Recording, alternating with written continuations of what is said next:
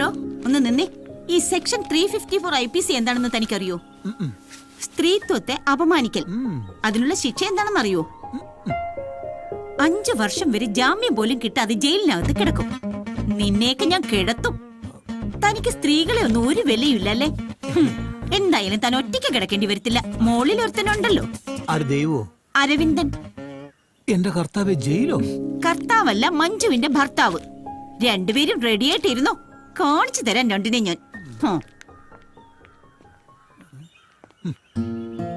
ഇവിടെ പുരുഷന്മാരെ ഏത് പെണ്ണുങ്ങൾക്ക് എടുത്ത് തട്ടി കളിക്കാവല്ലോ. അത് ചോദിക്കാനും പറയാനും മാത്രം ആരുമില്ല. അപ്പാവി എങ്ങനെയുണ്ട്? സിറ്റുവേഷൻ ഒക്കെ ക്ലിയർ ആയി അവിടെ? Very bad sir. എന്ന് വെച്ചാ അത് തന്നെ. ഇപ്പൊ സാറിനെ കൈ കിട്ടിയാലേ അവരെല്ലാരും കൂടി പൊങ്കാല ഇടും. നിന്റെ വർത്താനം കേട്ടാലും ഞാനത് ടാങ്കർ സുണ്ണ തല്ലിയെന്ന് തോന്നൂല. അയ്യോ, എന്റെ വർത്തമാനം അല്ല സാറേ. ഇവിടെ ഇത്രയും വലിയ പ്രശ്നം ഉണ്ടായിട്ടും അതിലൊന്നും ഇടപെടാതെ അസോസിയേഷൻ സെക്രട്ടറി മുങ്ങി നടക്കുകയാണെന്നാ അവരുടെ പരാതി. എന്തായാലും പ്രശ്നങ്ങളൊന്ന് തണുത്തിട്ട് സാർ ഇങ്ങോട്ട് വന്നാ മതി. തണുത്തില്ലെങ്കിലോ? എന്നാ വേറെ വീട് നോക്കുന്നതാ നല്ലത്. അപ്പൊ അതാ നല്ലതല്ലേ? അപ്പൊ വീട് മാത്രമല്ല, ഒരു പെണ്ണിനെ കെട്ടാൻ കിട്ടുമെന്ന് നോക്കാം. അത് കൊള്ളാം. എന്നാ പിന്നെ സ്വന്തമായിട്ട് വീടുള്ളവരെ നോക്ക് സാറേ.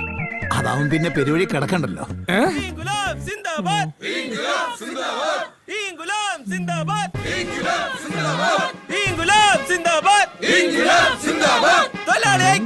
ഇന്ന് വൈകുന്നേരം വരെ ഇവരുടെ കൂടെ കൂടാ.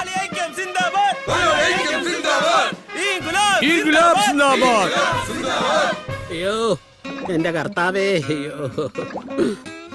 മോളെ സമയം എത്രയായി? മോളിലേക്ക് എടുക്കേണ്ട സമയമൊന്നും ആയിട്ടില്ല. നിന്റെ കാര്യമാണോ എന്റെ കാര്യമാണോ ഉദ്ദേശിച്ചത്? ഒന്ന് നിർത്തുന്നുണ്ടോ? എന്താ ലാലി ഇത്? പ്രായമായവരോട് ഇങ്ങനെയാ സംസാരിക്കുന്നത്? പ്രായം എന്നിട്ട് കയ്യിരിപ്പ് അങ്ങനെ ഒന്നല്ലല്ലോ. നമ്മൾ വിളിച്ചിട്ടല്ലേ അപ്പച്ചൻ താല്പര്യമില്ലാഞ്ഞിട്ട് ഇങ്ങോട്ട് വന്നത്? അതെ മോനെ. ഓ, എന്തായിരുന്നു ഓഫർ? മെട്രോയിൽ കയറ്റാം, ബോട്ടിൽ കയറ്റാം, ഹിൽ പാലസിൽ കൊണ്ടുപോവാം, ലുലു കാണിക്കാം. ഇവിടെയൊന്നും കൊണ്ടുപോയില്ലെന്ന് മാത്രമല്ല, ഒരവശത വന്നപ്പോ അങ്ങോട്ടും ഇങ്ങോട്ടും ഇട്ട് തട്ടലോട് തട്ടല്. അയ്യോ, തോപ്രാംകുടിയിൽ മാന്യമായിട്ടേ തോട്ടിലും തൊടിയിലൊക്കെ ഓടിച്ചാടി നടന്നവനാ. ആ എന്നെ ഇവിടെ കൊണ്ടുവന്നിട്ട് ഇങ്ങനെ കഷ്ടപ്പെടുത്തേണ്ട വല്ല കാര്യമുണ്ടോടാ? ഞങ്ങളുടെ നാട്ടിൽ ഒരാൾക്കൊരു ദീനം വന്നാലേ ഓടി നടക്കാനും ആസ്പത്രി കൊണ്ടുപോകാനും ഒരു 100 പേരാ. ഇതിപ്പോ സ്വന്തം മക്കള് പോലും ഇല്ല. പട്ടണത്തിലെ ആൾക്കാരൊക്കെ ഇങ്ങനെയാണെന്ന് കേട്ടിട്ടുണ്ട്. എന്നാ സ്വന്തം അപ്പനോട് തന്നെ ഇങ്ങനെ കാണിക്കരുത് മക്കളെ, കാണിക്കരുത്. കേട്ടില്ലേ? ശപിക്കണതാ. വല്ലോടത്തും കിടന്നെ വിളിച്ചോണ്ടിട്ട് ഇങ്ങനെ കേൾപ്പിക്കേണ്ട വല്ല കാര്യമുണ്ടാ? എന്നാലും എന്റെ മോനെ, നീ അവിടെ വാക്ക് കേട്ട് ഇങ്ങനെ തുള്ളിയല്ലോ. വണ്ടി ഓടി തുടങ്ങാറാവുമ്പോ പറയണം, എങ്ങനെയും ഈ അപ്പച്ചന് നാട് പിടിച്ചാ മതി. അവിടെ കിടന്ന് ചത്താലും കുഴപ്പമില്ല.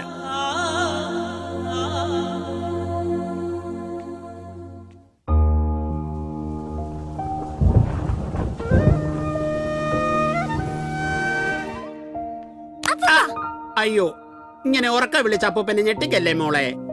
ഞെട്ടാനുള്ള അപ്പൂപ്പന്റെ ആരോഗ്യമെല്ലാം ചോർന്നു പോയി. മോടെ വാട്ടർ ബോട്ടിൽ വെള്ളം വല്ലതും ബാക്കിയിരിപ്പുണ്ടോ? ബാക്കിയുണ്ടായിരുന്ന വെള്ളം കുറച്ചു മുമ്പ് ഞാൻ കുടിച്ചതേ ഉള്ളൂ. നന്നായി. അപ്പൂപ്പന്റെ അസുഖം മാറിയോ? ആര് പറഞ്ഞു അപ്പൂപ്പന് അസുഖമാണെന്ന്? മമ്മി പറഞ്ഞു. മോടെ മമ്മിക്കാണോ അതോ എന്റെ മോനാണോ അതോ ഈ അപ്പൂപ്പനാണോ അസുഖം പിടിപെട്ടിരിക്കുന്നെന്നുള്ള ആശയക്കുഴപ്പത്തിലാണ് ഞാനിപ്പം. ഒരു കാര്യം മനസ്സിലായി. പ്രായമായി കഴിഞ്ഞാൽ അവനവന്റെ വീട്ടിൽ അവിടെ എവിടെയെങ്കിലും ഒതുങ്ങി കൂടുന്നതാണ് ആരോഗ്യത്തിന് നല്ലത്. ഓ, തുടങ്ങി പ്രഭാഷണം. നിനക്ക് പഠിക്കാനൊന്നുമില്ലടി? ഞാൻ പഠിച്ചു കഴിഞ്ഞു മമ്മി. കണ്ടോ കണ്ടോ, തറുതല പറയുന്ന കേട്ടോ. എങ്ങനെ പറയാതിരിക്കും? ഇത് ഞാൻ വന്നേ പിന്നെ കൊച്ചിന്റെ വായിന്ന് വലിയ വർത്താനം വരുന്നേ. വാടി ഇങ്ങോട്ട്. പട്ടിയായി ജനിക്കാം, പൂച്ചയായി ജനിക്കാം, കഴുതയായും ജനിക്കാം. പക്ഷെ മനുഷ്യനായിട്ട് ജനിച്ചാൽ പിഴച്ചു പോകാൻ ഇത്തിരി ബുദ്ധിമുട്ടാണ്. എന്റെ കർത്താവേ.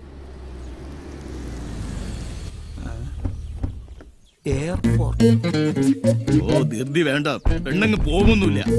നിങ്ങൾക്ക് വഴി തെറ്റി. എയർപോർട്ടിലേക്കുള്ള വഴി ഇതല്ല, നമ്മുടെ കണ്ടെയ്നർ റോഡ് വഴി കിഴക്കോട്ട് പോണം. വഴിയൊന്നും തെറ്റിയിട്ടില്ല ആശാനെ. ഞങ്ങൾ ഇങ്ങോട്ട് തന്നെ വന്നത്. എന്റെ കല്യാണ നിശ്ചയവാ. ഞാനേ അങ്ങ് അമേരിക്കയില. ഹർത്താലല്ലേ, അതാ ഇങ്ങനെ ഒരു ബോർഡ് വെച്ചത്. ഒരു വണ്ടി മരണം, ഒരു വണ്ടി എയർപോർട്ട്. ഇവിടെ എന്തൊക്കെ നടക്കുവോ എന്തോ.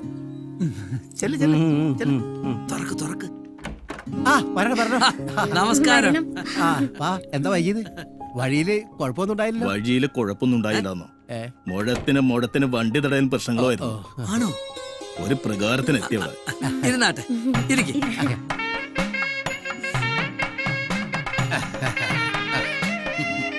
മോളെ പതുക്കെ.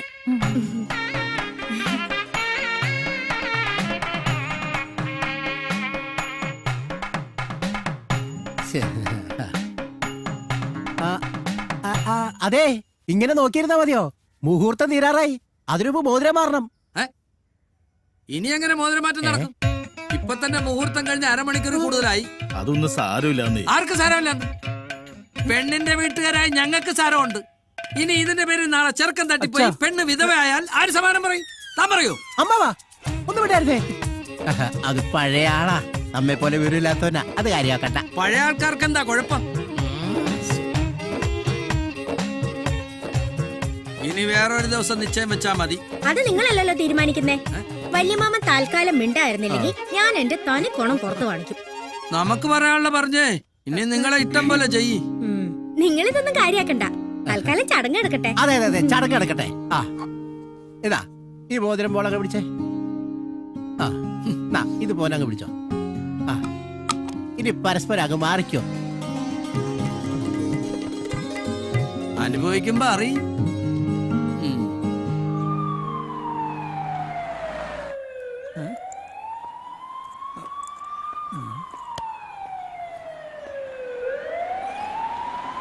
ഇതന്നെ ഇപ്പൊ ആംബുലൻസ് ഒക്കെ.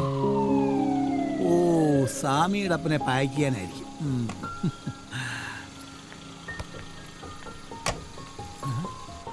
എന്നാ ശരി, വിട്ടു. കർത്താവേ, മുകളിൽ സാറിന്റെ മുറി.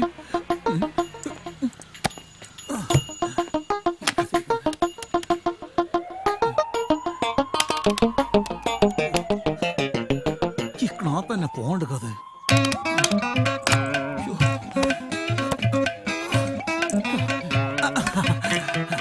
മേഡം എന്താ ഇവിടെ? ഞാനോ? ഇവിടെയോ? കുറച്ച് മീൻ മേടിക്കാൻ വന്നു. എന്റെ ചോദ്യം മാറിപ്പോയതാ. മേഡം എന്നാ ഇത്ര നേരത്തെ ഇവിടെ എന്നാ ഞാൻ ചോദിക്കണ്ടേ? ഓഹോ, അപ്പൊ എന്റെ നേരം കാലമൊക്കെ അപ്പാവിയെ തീരുമാനിക്കുന്നേ? അയ്യോ അതല്ല, മേഡം ഇത്ര പെട്ടെന്ന് എത്തുമെന്ന് ഞാൻ കരുതിയില്ല. ആര് കരുതിയില്ല? ഇതെന്ത് പറ്റി അപ്പാവി? ഒന്നും പറ്റല്ലേ കർത്താവേ എന്നാ എന്റെ പ്രാർത്ഥന. ഇല്ല മേഡം, ഞാൻ വീടില്ല. അത് പിന്നെ സ്റ്റെപ്പ് കംപ്ലൈന്റ്, നമുക്ക് ലിഫ്റ്റ് വഴി പോയാലോ? അല്ല, ലിഫ്റ്റ് കംപ്ലൈന്റ്, നമുക്ക് സ്റ്റെപ്പ് വഴി കയറിയാലോ? അത് പുതിയ സംഭവമൊന്നുമല്ല, ഞാൻ പൊക്കോളാം. വേണ്ട മേഡം, സിറ്റുവേഷൻ ഭയാനവും ഭീകരവും ഭീവത്സവുമാണ്. ഇയാടെ ഒരു കാര്യം മാറി. ഞാൻ പറഞ്ഞേക്ക് മേഡം, ഈ സ്റ്റെപ്പിൽ മൊത്തം വഴുക്കല. ഇന്നലെ ആ ജിമ്മൻ തെന്നി വീണ് നടുവുളുക്കുകയും ചെയ്തു. നമുക്ക് ആ സ്റ്റെപ്പ് വഴി കയറിയാലോ? എന്റെ അപ്പാവി വീഴാൻ നടക്കാൻ എനിക്കറിയാം. താൻ അങ്ങോട്ട് മാറി. ഇല്ല ഇല്ല മേഡം, എന്നെ കൊന്നാലും ഞാൻ പെടത്തില്ല. മേഡത്തിന്റെ മാത്രമല്ല, ഇന്നിവിടെ പലരുടെയും ജീവിതം മേഡത്തിന്റെ കയ്യിലാ. എന്റെ കയ്യിൽ? മേഡം നേഴ്സല്ലേ? അപ്പൊ എത്ര പേരുടെ ജീവനാ മേഡത്തിന്റെ കൈ കൂടി ഇങ്ങനെ കയറി ഇറങ്ങി പോകുന്നത്? അതാ ഞാൻ ഉദ്ദേശിച്ചത്. ആട്ടെ, ഇന്നത്തെ പരിപാടി എങ്ങനെ? ഓ, ഇന്നലത്തെ പരിപാടി കാലക്കനായിരുന്നു. പക്ഷെ ഇന്നത്തെ പരിപാടി കലങ്ങുമെന്നാ എന്റെ പേടി. ഇന്നും ഉണ്ടോ പ്രോഗ്രാം? പിന്നെ ഇന്നാണല്ലോ ശരിക്കുള്ള പരിപാടി.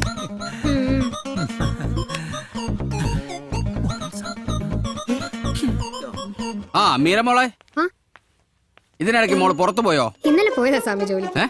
അപ്പൊ നേരത്തെ ഫ്ലാറ്റിൽ വന്നപ്പോ മോളായിരുന്നില്ലേ കുളിമുറിയിലെ? എന്താ സ്വാമി, ഞാൻ ജോലി കഴിഞ്ഞ് വരണ വഴിയാ. അപ്പൊ അവിടെ ആരായിരുന്നു? വട്ടായോ സ്വാമി? അവിടെ രാഹുലേട്ടൻ മാത്രമേ ഉള്ളൂ. I think something wrong. വരട്ടെ സ്വാമി, ചെന്നിട്ട് വേണം രാഹുലേട്ടന് ഭക്ഷണം ഉണ്ടാക്കി കൊടുക്കാൻ. അപ്പഴേ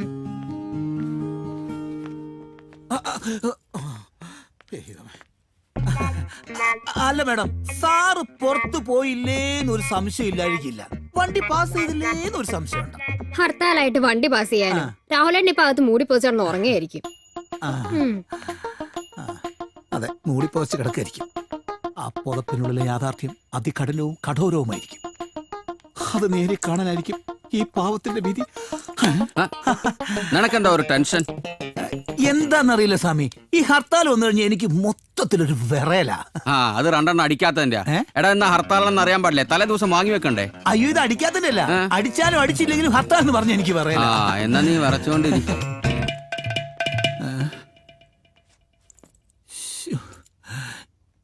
ഇനി ഇതിന്റെ പേരിൽ എന്റെ കമ്മീഷൻ കുറയുമെന്നുള്ളതാ.